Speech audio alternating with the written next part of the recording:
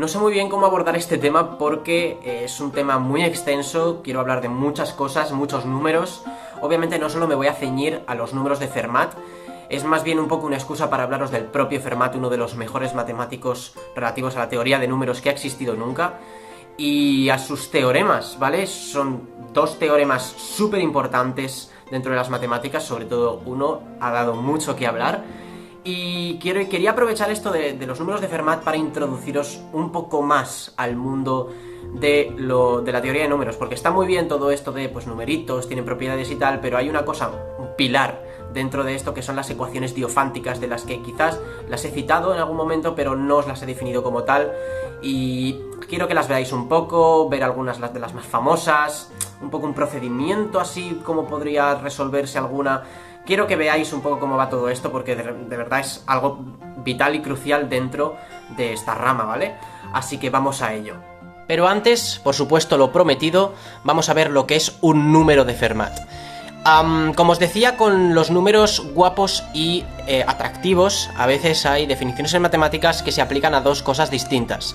Y es lo que pasa con los números de Fermat, ¿vale? Hay dos definiciones distintas, aunque en este caso son bastante similares. Os voy a decir la primera. Entonces, un número se dice de Fermat si es de la forma 2 elevado a n más 1. Es una definición muy sencilla y es una definición que quizá reconozcáis porque es muy parecida a la definición de los números de Mersenne, pero cambiando el más por el menos. ¿Recordáis? Número de Mersenne, número de Fermat. Número de Fermat según la definición menos reconocida, ¿ok? Porque la definición más oficial es otra. Y un número se dice de Fermat si es de la forma 2 a la 2 a la n más 1. Que de nuevo, veis que se parece mucho, ¿vale? O sea, son bastante similares. De hecho, están relacionados, ¿vale? O sea, que esto sea número de Fermat es condición necesaria pero no suficiente para que 2 a la n más 1 sea un número primo. Bueno, cosas que tampoco son aquí muy importantes. ¿Por qué se dice que esto es un número de Fermat más que esto? Pues porque estos tienen propiedades bastante más chulas, ¿vale? Entonces, dos números de Fermat no tienen un divisor común mayor que 2, ¿ok? O sea, si tú coges dos números de Fermat distintos de la forma 2 a la 2 a la n más 1, su mayor posible máximo común divisor va a ser el 2. ¿Vale? No va a haber, el 7 no va a poder dividir los dos, ¿vale? A lo sumo el 7 va a poder dividir solo un número de Fermat, pero el resto ya no. Entonces eso es bastante fuerte. Fermat conjeturó una cosa. Fermat dijo: todos los números de Fermat son primos. Todos los de esta forma. Ahora esto olvidadlo, o sea, ahora mismo estamos hablando solo de estos a partir de ahora.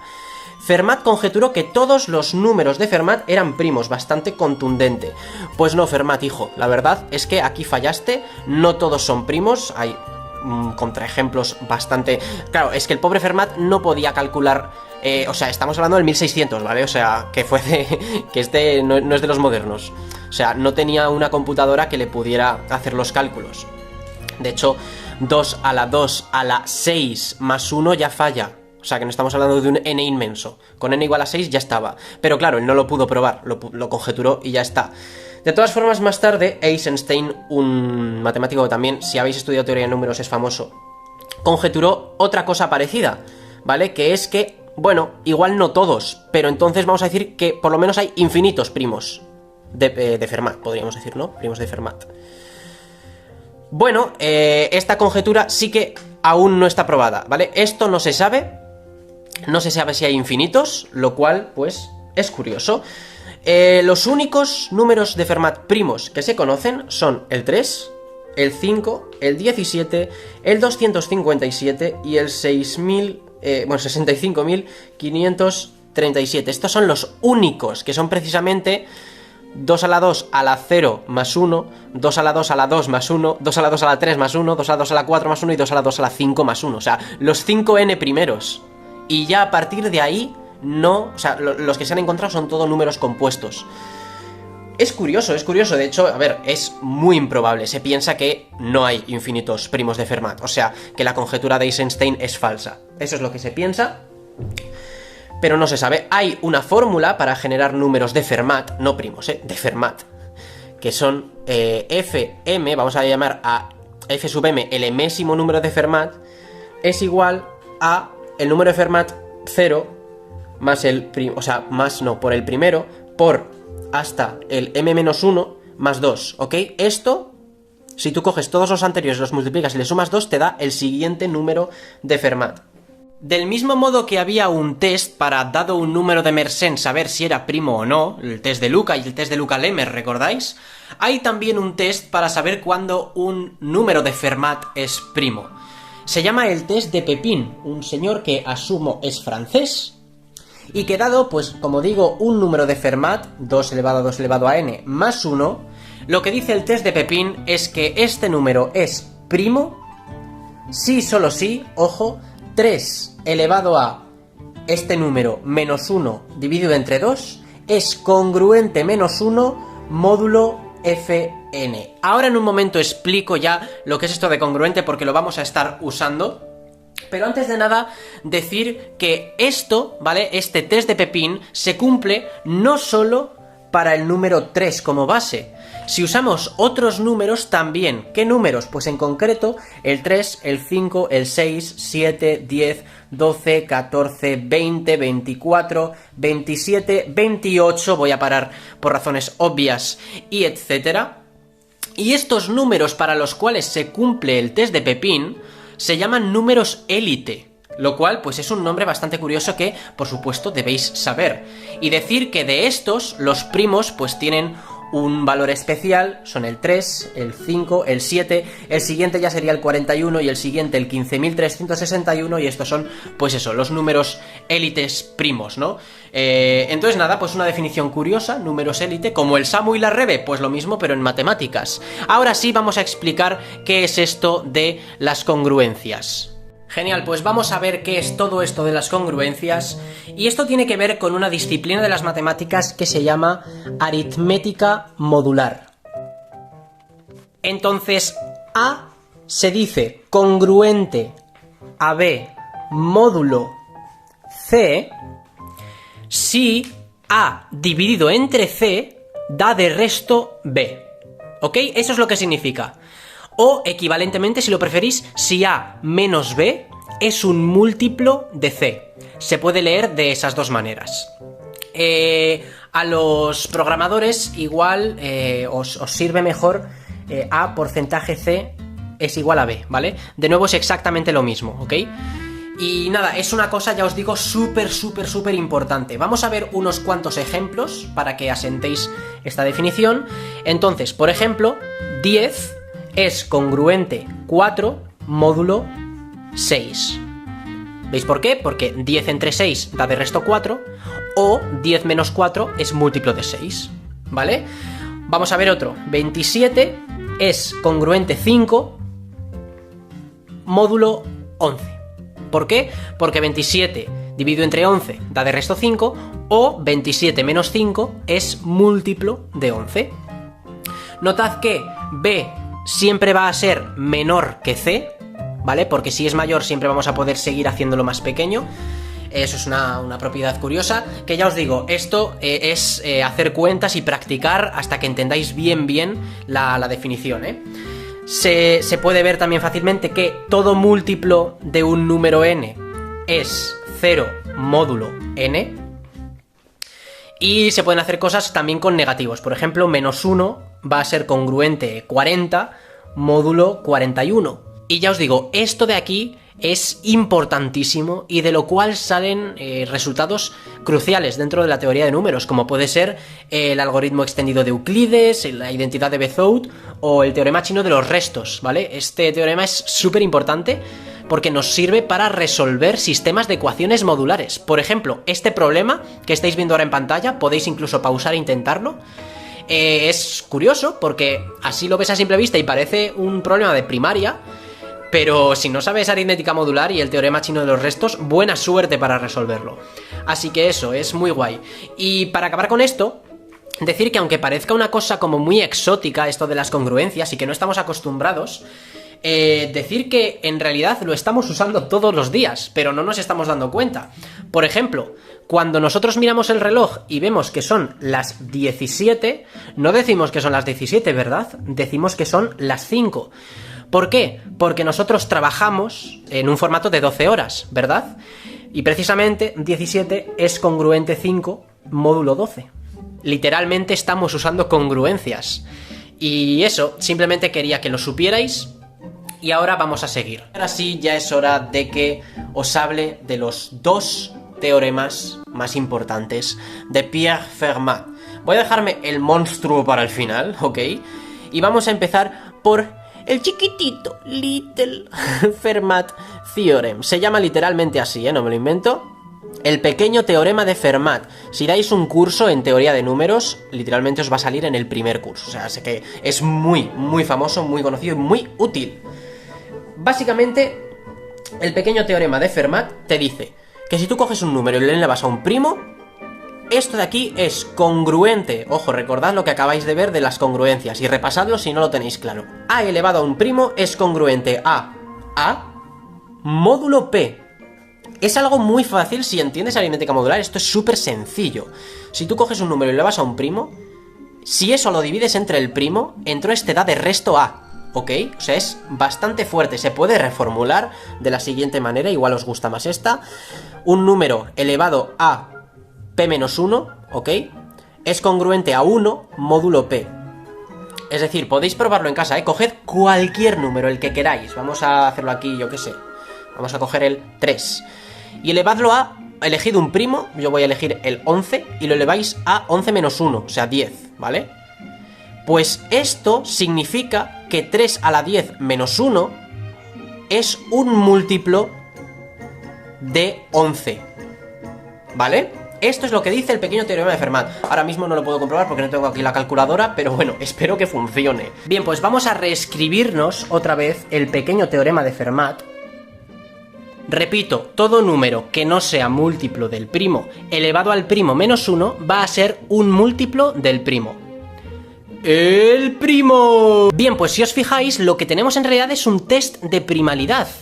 Esto es una herramienta que nos va a ayudar a decidir si un número es primo o no. Porque si nosotros tenemos un número que no sabemos si es primo, y lo que hacemos es elegir aes, elevarlas a nuestro número, restarle 1, y nos van saliendo todo el rato múltiplos de nuestro número, es decir, están pasando el pequeño teorema de Fermat, hay muchas papeletas de que nuestro número sea primo, porque literalmente para todos los aes que estamos eligiendo se está cumpliendo, ¿no?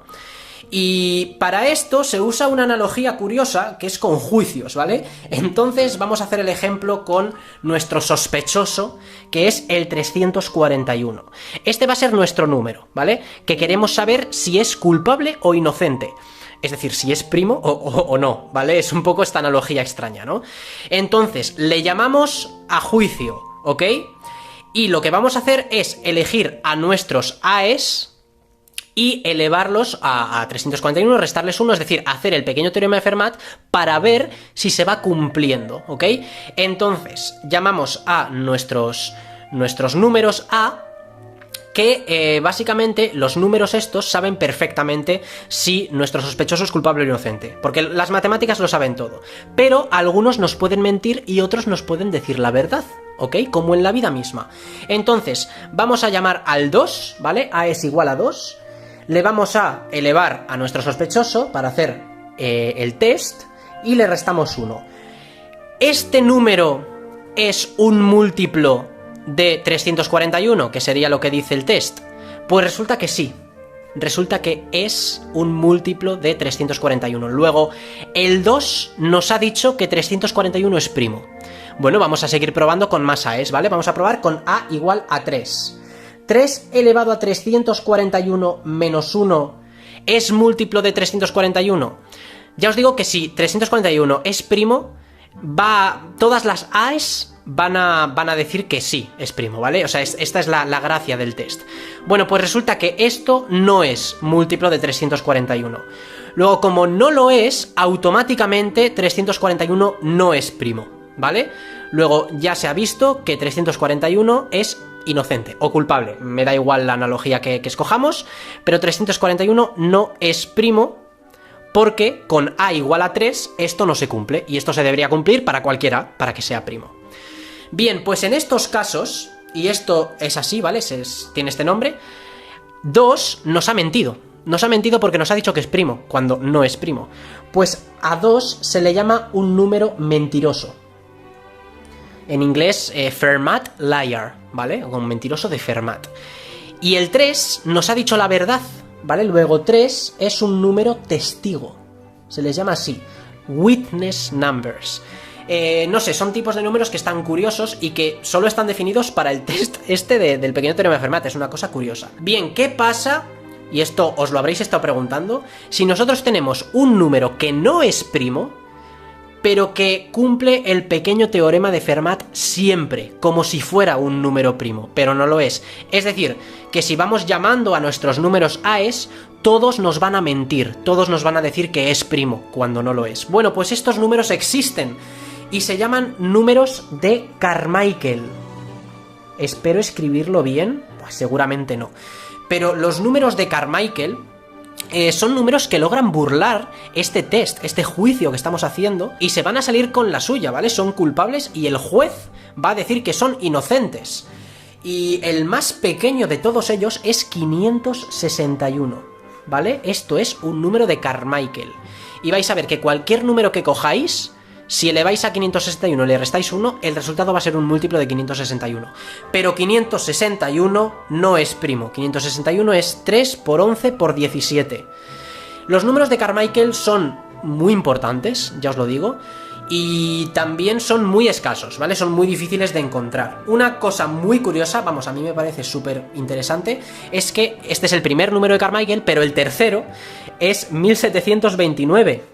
Que no sé si os suena, pero este es el número de Taxicab, el número de Ramanujan. O sea, de verdad, ¿qué hace esto aquí de repente? Me parece maravilloso. Pero bueno, ¿qué tiene que cumplir un número para que sea de Carmichael? Bueno, a ver, esto es un poco difícil de explicar porque se necesitan grupos cíclicos, pero así intuitivamente, el número de números menores de 561 que no comparten ningún factor con 561, ¿vale? Es 320. Hay 320 números inferiores a 561 que no comparten factor, ¿ok? Y 320 es 2 a la sexta por 5. Esta es su descomposición como factores primos, ¿vale? Por otro lado, 561 menos 1 es 560. Y 560 es 2 a la cuarta por 5 por 7. Bueno, pues así grosso modo explicado, como los primos que aparecen aquí también aparecen aquí, este número es de Carmichael, ¿vale? Es un poco una caracterización que, de nuevo, ¿vale? Que esto se cumpla no nos está diciendo bajo ningún concepto lo que ocurre aquí dentro, ¿no? Pero bueno, más o menos para que tengáis una idea. Y eso, es una cosa que de verdad a mí me fascina. Cosas que se saben sobre los números de Carmichael, a ver si me cabe aquí en pequeñito. Se sabe que todos los números de Carmichael tienen al menos 3 factores primos, ¿vale? Como veis, este tiene 3 factores primos. No va a haber ninguno que tenga 2, ¿ok? Es una cosa curiosa.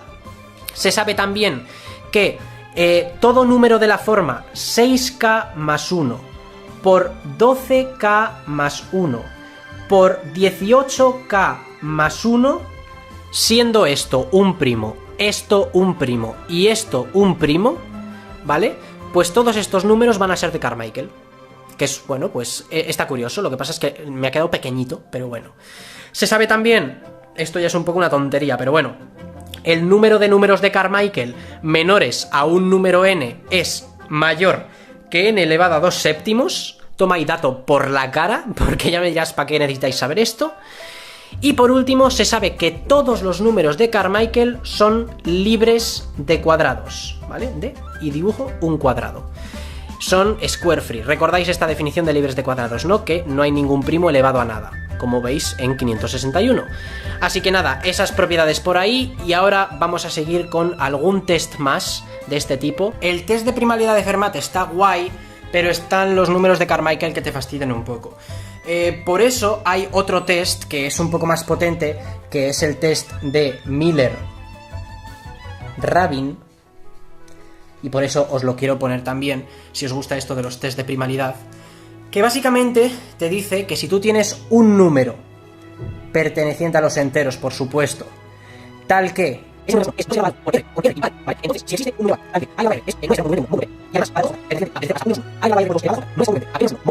entonces P no es primo. Enunciado largo, pero que tampoco es muy difícil de entender y es muy parecido, como veis, hay muchas similitudes con el test de primalidad de Fermat. Pero bueno, ahí lo tenéis. Y no mucho más que añadir acerca del pequeño teorema de Fermat. Si tenéis curiosidad y queréis buscar la demostración, es relativamente asequible de entender, pero no la voy a hacer aquí porque vamos al grosso de este tema, que es el teorema más importante que ha formulado Pierre Fermat, el último teorema de Fermat. Este es el teorema, uno de los teoremas que más quebraderos de cabeza ha causado a los matemáticos durante literalmente siglos. El último teorema de Fermat ha sido muy referenciado en la cultura pop, en Los Simpson aparece mucho, pero vamos a, por supuesto, vamos a escribir qué dice el último teorema de Fermat, o más bien, al final, la conjetura de Fermat, ¿vale? Porque durante un montón de tiempo ha sido conjetura hasta hace más bien poquito. Pero bueno, el último teorema de Fermat dice que no existen números A, B y C enteros, tales que A elevado a n más B elevado a n sea igual a C elevado a n con n mayor que 2. Esto es lo que dice el último teorema de Fermat. Es decir, esta ecuación de aquí no tiene solución entera si elegimos un exponente mayor que 2. Si elegimos un exponente igual a 1, evidentemente, ¿no? A más b es igual a c tiene infinitas soluciones. Si elegimos un exponente igual a 2, a al cuadrado más b al cuadrado más es igual a c al cuadrado, tiene también infinitas soluciones que luego veremos en otra sección, se llaman ternas pitagóricas. Os pongo uno aquí, por ejemplo, 3 al cuadrado más 4 al cuadrado es igual a 5 al cuadrado. Esto es una solución de esta ecuación con n igual a 2.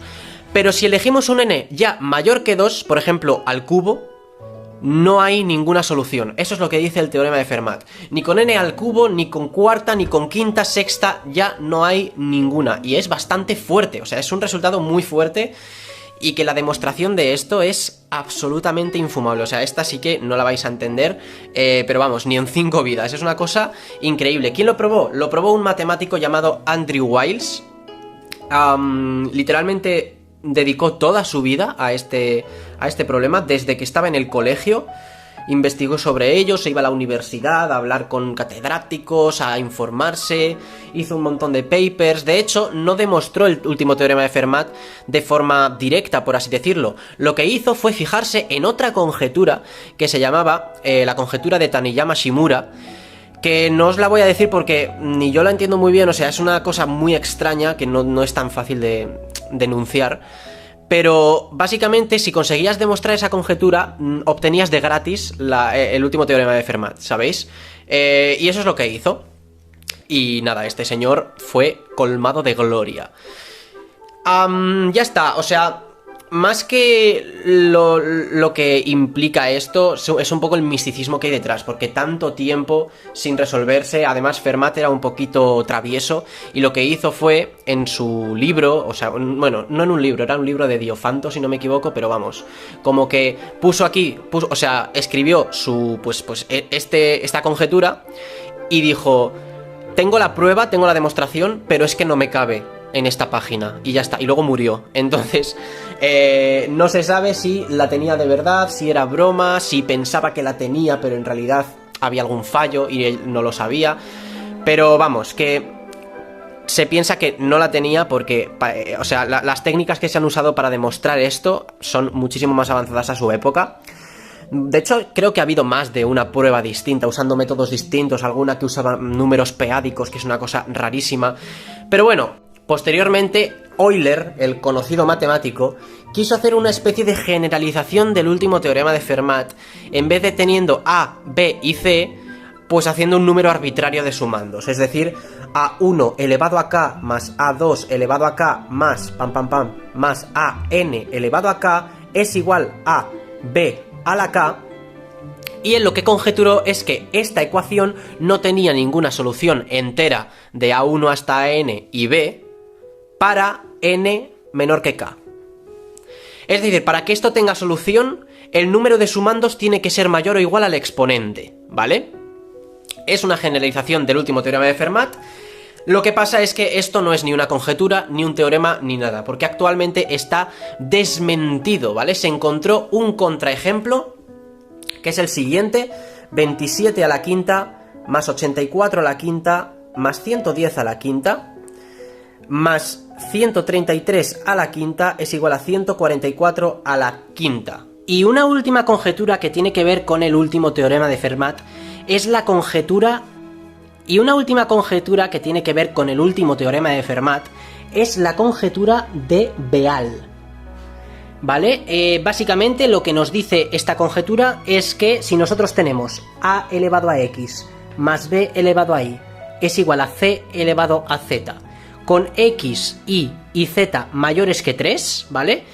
Decir que aunque las A, B y C sean mayúsculas, da igual, ¿vale? Es el convenio que se eligió, podría ser minúsculas como hemos visto hasta ahora. Pero bueno, si esto se cumple, entonces A, B y C no comparten ningún factor primo. Es decir, si esto se cumple, no va a haber ningún divisor de A que sea también divisor de B o de C. Ni ningún divisor de B que sea también divisor de A o de C, ni ningún divisor de C que sea de A o de B. Creo que ha quedado claro, ¿no? Si no comparten ningún factor. Bien, es también una conjetura, no se sabe, es muy curiosa también, a mí, no sé, me parece interesante. Y para acabar esta parte, una curiosidad más acerca de los números de Fermat. ¿Y sabíais que si un número de Fermat es primo, entonces no es brasileño? ¿Cómo os habéis quedado? ¿A que pensabais que los brasileños no iban a volver a aparecer en todo el vídeo? Es que las matemáticas son una cosa maravillosa. Vagamente relacionado con esto, pero en algún momento de este vídeo tenía que hablar de ello, es el problema de la suma de 3 cubos. Es un problema que también sigue abierto, es una conjetura y se parece más o menos en la estructura al último teorema de Fermat, no mucho, pero era buscar una excusa para hablar de ello. Me he tomado la libertad de escribiros aquí unos cuantos numeritos, ¿ok?, para enseñaros qué es lo que dice el teorema, la conjetura, bien dicho, de la suma de 3 cubos. La suma de 3 cubos, esta conjetura dice que todo número n se puede escribir como suma de 3 cubos. Ya está. ¿Todo número n? No, todo número n no. Todo número n excepto si n es de la forma 9 por k más 4 o 9 por k más 5. Es decir, si un número n es un múltiplo de 9 más 4 o más 5, entonces se sabe que es imposible, ¿vale? Se sabe, es relativamente sencillo. Pero si no, no se sabe. De hecho, como veis aquí, estos números, estas excepciones no las he escrito. Aquí falta el 4 y el 5, aquí faltan el 13 y el 14, aquí faltan el 23 y el 22, y por aquí faltarán el 32 y el 31, ¿vale? Veis que he quitado esas. Y de los demás, se piensa que todos se pueden poner como suma de 3 cubos. En realidad, esta conjetura tiene varias partes. La primera, se puede, ¿vale? Se puede poner como suma de 3 cubos. La siguiente, ok, si se puede, ¿hay infinitas formas de poner n como suma de 3 cubos? Y si hay infinitas formas, ¿existe una ecuación paramétrica que te diga todas las formas posibles? ¿Vale? Una ecuación en la que sustituyas un número y te vayan saliendo todas las soluciones. Estas son como las 3 partes de la conjetura. Vamos a ir viéndolas un poco porque, de verdad, la conjetura esta de la suma de 3 cubos está muy guapa, ¿vale? A mí me gusta mucho. Vamos primero con unos ejemplos, ¿no? Vamos a ver, por ejemplo, el número 6. ¿Cómo podemos el 6 como suma de 3 cubos? Bueno, pues es relativamente fácil de encontrar, ¿vale? Simplemente 2 al cubo más menos 1 al cubo, podemos elegir negativos, más menos 1 al cubo, ¿vale? Es fácil, ¿verdad? Otro fácil, yo que sé, 20 es igual a 3 al cubo más menos 2 al cubo más 1 al cubo. Y diréis, bueno, están saliendo facilitos. Ya, están saliendo facilitos el 6 y el 20, pero si nos vamos a, por ejemplo, el 30... El 30 se tardó bastante en encontrar, porque resulta que el 30 es 22204222932 al cubo más menos 2, 2, 1, 8, 8, 8, 8, 5, 1, 7 al cubo, más menos 2, 8, 3, 0, 5, 9, 9, 6, 5 al cubo. Y esta es la solución que se ha encontrado para 30, se encontró en 1999, lo voy a poner aquí, ¿ok? Y durante muchísimo tiempo, básicamente, había 3 números menores que 100 que aún no se sabían, ¿vale? Que eran el 33. El 33 durante muchísimo tiempo fue famoso porque no se conocía una suma de 3 cubos que diera 33, no se encontró. El 42 era el siguiente y el 74 el siguiente. Eran los tres que fallaban, que no sabíamos nada. Y no sé, era curioso. Y digo, estoy hablando en pasado porque estos se encontraron. De hecho, el 33 se encontró como suma de 3 cubos en 2019, ¿ok? Y el 74 en 2017, fue incluso antes que el 33, y el 42 hace poquito, en 2020 también. Así que, bueno, que sepáis que esto pues se está investigando ahora mismo, ¿vale? O sea, hay gente investigando en poner números que aún no sabemos si se pueden poner como suma de 3 cubos, pues encontrarlos, ¿no? Los siguientes, ¿vale? Que ya son mayores que 100, porque ahora ya conocemos todos los menores de 100. Los mayores que 100 son, y menores que 1000, 114, 340, 627, 633, 732... 921 y 975. Todos estos números, hasta 1000, ¿ok? Todos los menores que 1000 los conocemos, excepto estos, por si queréis darle un try. Buena suerte con vuestro poder computacional. ¿Qué cumplen en común todos estos números? ¿Por qué son justo estos los que nos cuestan? Bueno, cumplen que estos números son 3 o 6 módulo 9, es decir, al dividir cualquiera de estos números entre 9, el resto es o 3 o 6, esa es, digamos, su condena, ¿sabéis? Entonces es, pues, curioso. Lo que os digo, se puede, se piensa que se puede, ¿ok? Hay infinitos, se piensa que hay infinitos, ¿vale? Para cada número n se piensa que habrá infinitas formas. ¿Existen ecuaciones paramétricas para todos? Se piensa que no. De hecho, para el 30 hemos encontrado esta, pero no sabemos si hay infinitos o si hay ecuación paramétrica, pero se piensa que hay infinitos. Estábamos bastante seguros de que debería haber infinitos y estamos bastante seguros de que no debería existir ecuación paramétrica, ¿vale? Esto para el 30, para otros, bueno, por ejemplo, el caso más sencillo es el 1, ¿vale? Vamos a trabajar con el 1. ¿Qué pasa con el 1? Bueno, el 1 es 1 al cubo más 0 al cubo más 0 al cubo, ¿vale? Esta era fácil, jejejoners. Pero también es igual a 10 al cubo más 9 al cubo menos 12 al cubo. Hemos encontrado 2 formas. De hecho, no solo hemos encontrado 2 formas, hemos encontrado infinitas. Luego, el 1 efectivamente cumple que hay infinitas. ¿Hay ecuación paramétrica? ¿Hay ecuación paramétrica? Pues sí, hay ecuación paramétrica y os la voy a poner aquí. 1 más 9 elevado a m. ¿Elevado a m? ¿Qué digo? Por m. Al cubo. Esto al cubo más 9 por m a la cuarta al cubo más menos 9 por m a la cuarta menos 3m al cubo. Y esta ecuación paramétrica, si vais sustituyendo las m's... Oye, porque me estoy yendo todo el rato a la derecha, ¿verdad? Si vais sustituyendo las m's, vais obteniendo las soluciones. De hecho, si cogéis m es igual a 0, lo que obtenéis es 1, 0 y 0, ¿vale? O sea, esto es el primero, esto es el segundo y esto es el tercero, ¿lo veis, no? Esto al cubo más esto al cubo más esto al cubo, ¿vale? Luego esto es 1, 0 y 0. Si sustituís m por 2, pues esto es, o sea, perdón, por 1, 1 más 9 es 10, 9 por 1, pues 9, menos 9, menos 3, menos 12. ¿Lo veis? Van saliendo todas, entonces así podéis conseguir infinitas formas para el 1. Para el 3 fue un cabrón. Durante mucho tiempo, el 3 dio muchos quebraderos de cabeza porque del 3 conocíamos 2 formas, que es 1 al cubo más 1 al cubo más 1 al cubo, este es el más fácil de todos, y también menos 5 al cubo más 4 al cubo menos 4 al cubo. Sin embargo, durante muchísimo tiempo estuvimos sin saber cuál era el siguiente, y es que el siguiente tiene una cantidad de dígitos.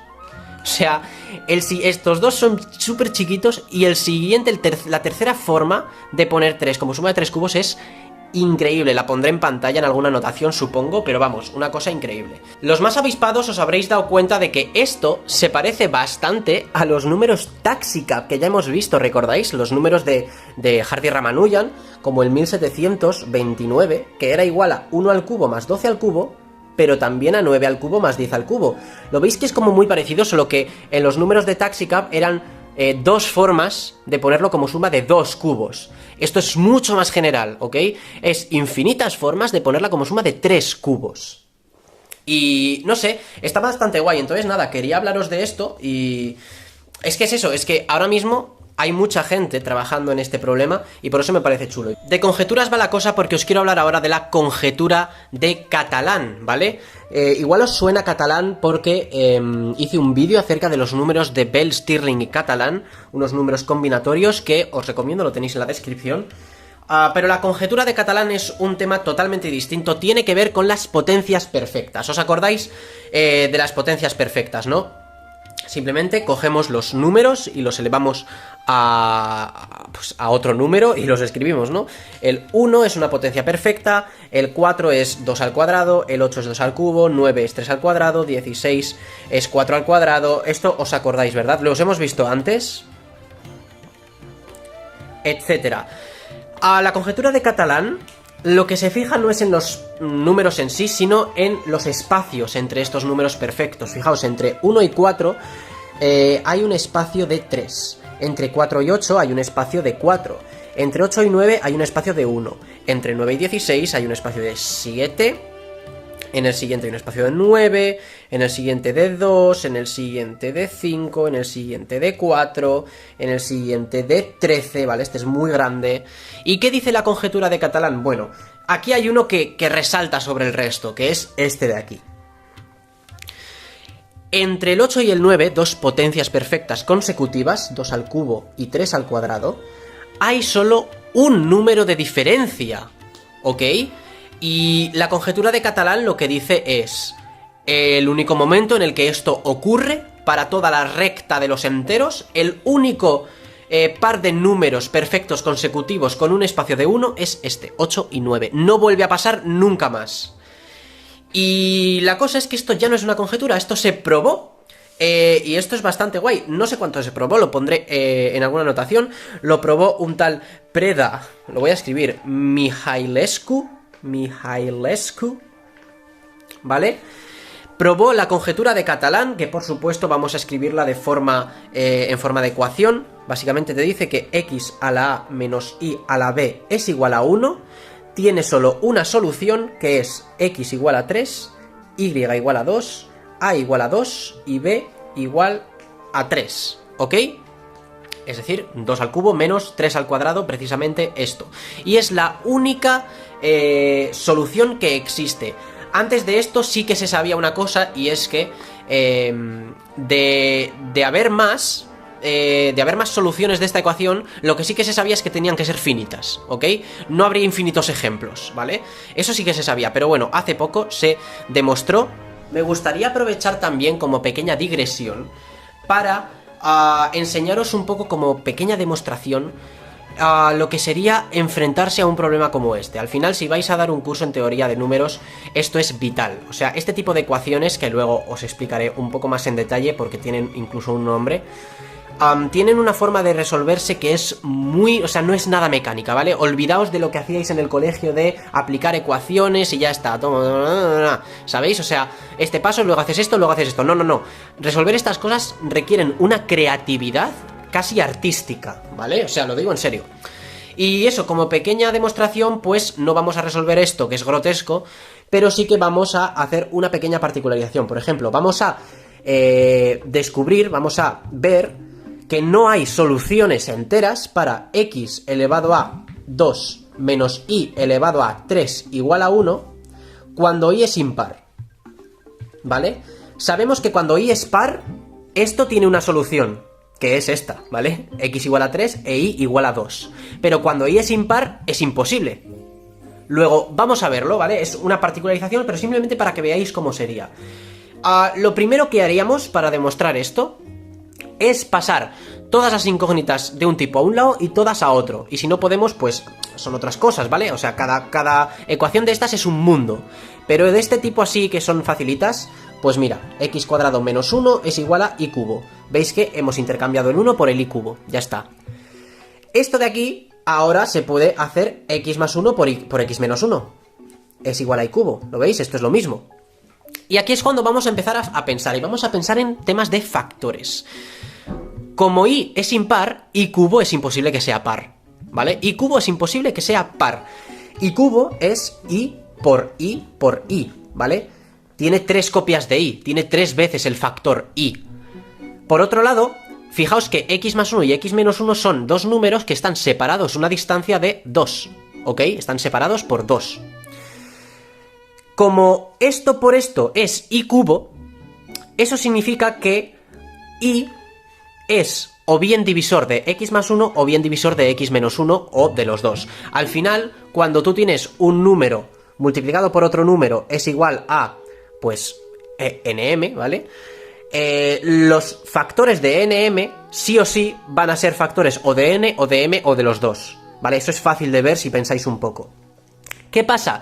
Que en este caso es imposible que i sea factor de los dos a la vez. ¿Por qué? Porque i es mayor que 2, porque i es impar, ¿ok? I es mayor que 2. Y x más 1 y x menos 1 están separados a una distancia de 2. Luego es imposible que i sea a la vez divisor de los dos. Luego es divisor de uno de los dos. Vamos a decir que es de x más 1 sin pérdida de generalidad, da igual. Vamos a decir que i es el divisor de x más 1 y por tanto i no divide x menos 1. ¿Qué pasa? Que como i cubo tiene 3 copias de i, estas 3 copias de i tienen que ir obligatoriamente a x más 1. Luego i cubo divide a x más 1. O lo que es lo mismo, x más 1 es un número cúbico, ¿vale? Luego, de aquí hemos descubierto que x más 1 es un cubo. Es de la forma a cubo. Pero ¿qué pasa? Que si tú multiplicas un cubo por algo, te da otro cubo, eso significa que ese otro algo es otro cubo. Luego a cubo y x menos 1 es también un cubo, es b cubo.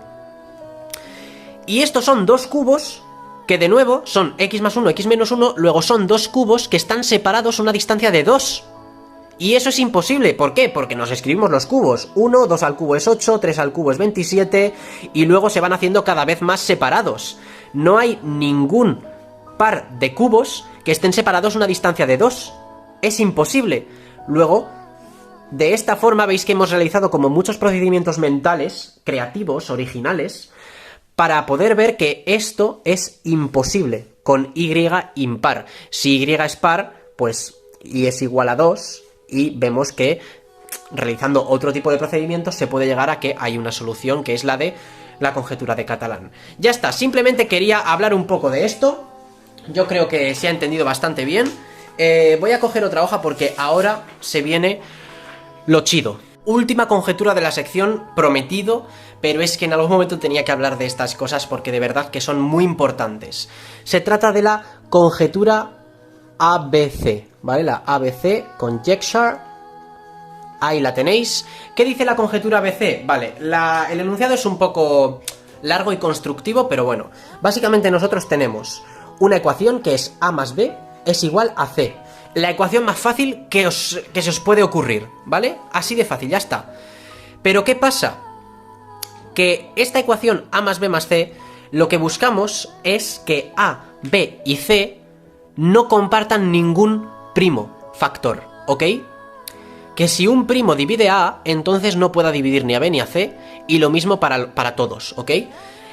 Un ejemplo de 3 números A, B y C que cumplen esto es, por ejemplo, 1024 más 81 es igual a 1105, ¿ok? 1024 es 2 elevado a 10, luego aquí el factor primo es 2.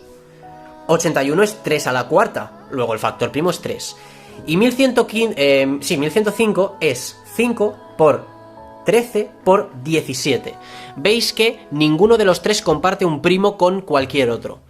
Esto es un candidato a, pues esto de la conjetura ABC. Otro ejemplo, ¿vale? 3 más 125 es igual a 128. 3 es 3. 125 es 5 al cubo y 128 es 2 a la 7. Luego, de nuevo, 3, 5 y 2. Básicamente, de aquí sale una cosa que se llama el radical. El radical de ABC. ¿Qué es el radical de ABC? Pues el radical de ABC es el producto, ¿ok? El producto de todos los factores primos estos de aquí, que no se repiten ninguno, pues eso es el radical de ABC, es decir, 2 por 3, por 5, por 13, por 17. Si lo multiplicáis queda 13.260, ¿vale? Si multiplicáis esto, el radical de 3, 125 y 128 es 30, ¿vale? Porque es 3 por 5 por 2, ¿vale? Es fácil de ver. Perfecto. Y aquí pasan dos cosas. La primera que puede pasar es que el radical de ABC sea mayor que C, es decir, que 1105. La otra cosa que puede pasar es que sea menor, como en este caso. Estos casos en los que es menor, el radical es menor que C, son muy raros, ¿vale? Son súper raros, son súper poco comunes. Lo más probable es que el radical sea mayor que C. Y básicamente lo que dice la conjetura es esto. A ver si encuentro mi boli azul. Lo que dice la conjetura es que el radical de A, B, C elevado a K es mayor que C. ¿Ok? Evidentemente, si K es igual a 1, ¿vale? Es decir, el radical de ABC es mayor que C. Esto es mentira, hemos encontrado un contraejemplo. 30 es menor que 128, ¿vale? Pero es que esto no es lo que dice la conjetura como tal. La conjetura más bien habla de las excepciones. Y te dice que si K es igual a 1, como en estos casos, hay infinitas excepciones a esta ecuación de aquí, a esta inecuación más bien. Pero si K es mayor que 1, aunque K sea igual a 1,0000009.943 ceros 1, entonces lo que te dice la conjetura ABC es que hay finitas excepciones. Hay un número finito de excepciones. Esto puede parecer una conjetura muy enrevesada, puede que lo sea, pero es súper importante. De hecho, está relacionada con el teorema de Fermat. Muchos intentos se han hecho de resolver esta conjetura para resolver así el teorema de Fermat. El último teorema de Fermat me estoy refiriendo, evidentemente. Ha habido muchos matemáticos que lo han intentado. Actualmente sigue sin ser válida ninguna prueba. Se han hecho muchos intentos. Se han creado ramas de las matemáticas solo para resolver esto. Una rama que se llama teoría interuniversal. Es literalmente, o sea, una cosa súper loca. Y